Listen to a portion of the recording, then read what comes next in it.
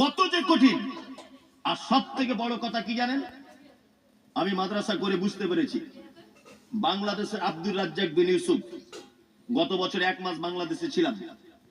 তা ওনার লাইভ ভিডিওতে আপনারা দেখলে দেখতে পারেন। তা ওনার বোনের বাড়িতে জলসা, তা ওনার বোনের বাড়িতে রাত্রে আমি ছিলাম, মানে ওনার বোনের বাড়ির পাশেই।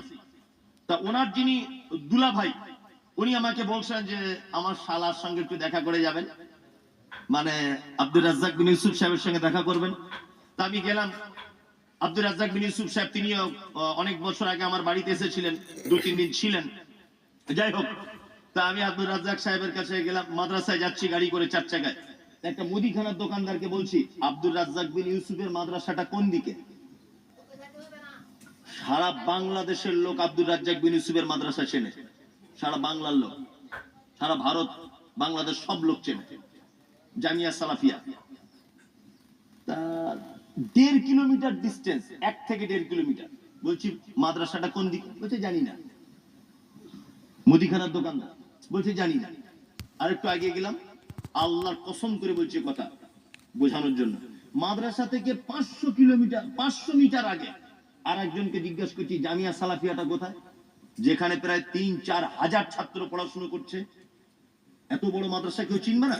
500 মিটার আগে একজনকে জিজ্ঞাসা করছি আব্দুর রাজ্জাক বিন ইউসুফের মাদ্রাসাটা কোথায়, বলছে আমরা সব খবর রাখি না।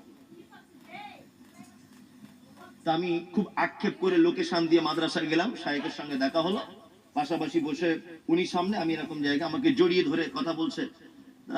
বলতে বলতে আমি বললাম শায়েখ একটা কথা বলবো, আপনি সারা পৃথিবীর বাঙালিদের কাছে পরিচিত লোক আব্দুর রাজ্জাক বিন ইউসুফ, আর আপনার মাদ্রাসা 500 মিটার দূরের একজন লোক খবর দিতে পারছে না, কি ব্যাপার? তখন আমাকে বলছে মমতাজুল, জীবনে কোনোদিন ভালো কাজ করেছো? আমি বললাম শায়েখ ভালো কাজ করিনি, তবে একটা ছোট মাদ্রাসা করেছি, 1 বছর হচ্ছে, এখন 200 জন ছেলে পড়ছে। তা বলছে দেখবে এবারে তোমার পাশের বাড়ির লোক সব থেকে বড় শত্রু হবে তোমার। আমি তখনই বুঝতে পেরে গেছি ঘটনা তো সত্যি। আমাদের গ্রামে 10,000 লোকের বসবাস, 10,000। ক্লাব আছে, ক্লাব আছে মনে হয়